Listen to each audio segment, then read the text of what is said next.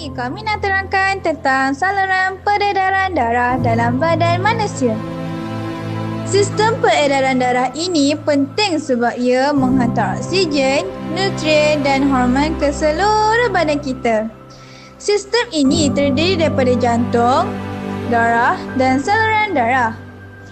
Saluran darah pula terbagi kepada 3 jenis utama iaitu arteri, vena dan kapilari.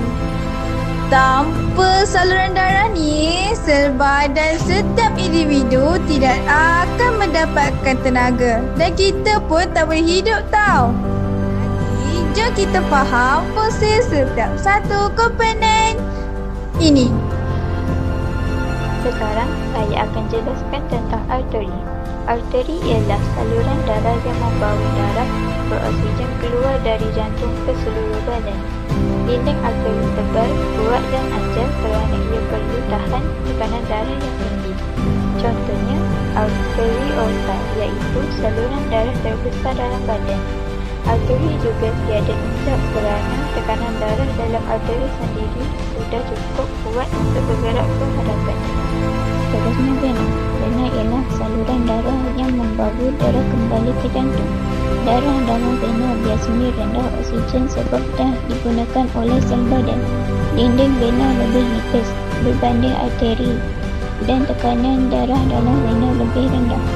Sebab itu ada injap untuk mengelakkan darah mengalir ke belakang. Contoh vena besar ialah vena cava. Kapilari pula ialah saluran darah yang paling halus dan kecil. Kapilari menghubungkan arteri dan vena. Dinding kapilari sangat nipis dan hanya satu sel tebal supaya pertukaran gas dan nutrien dapat berlaku dengan cepat. Di sini, oksigen dipindahkan ke sel dan karbon dioksida diambil kembali ke darah. Walaupun kecil, kapilari sangatlah banyak. Ada berjuta-juta dalam badan kita. Tanpa kapilari, oksigen tidak boleh sampai ke tisu. Jika arteri rosak atau tersumbat, tisu tidak dapat oksigen dan boleh menyebabkan serangan jantung atau stroke.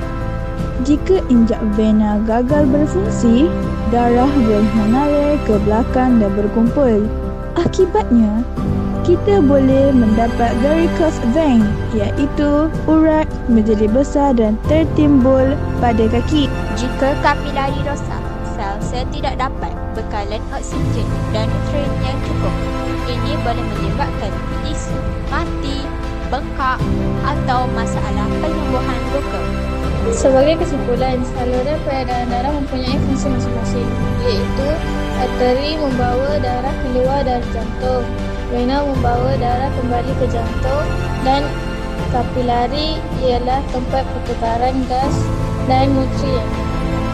Semua saluran ini bekerjasama supaya badan dapat oksigen dan tenaga untuk berfungsi setiap hari. Itulah penerangan kami tentang saluran peredaran darah. Terima kasih kerana menonton.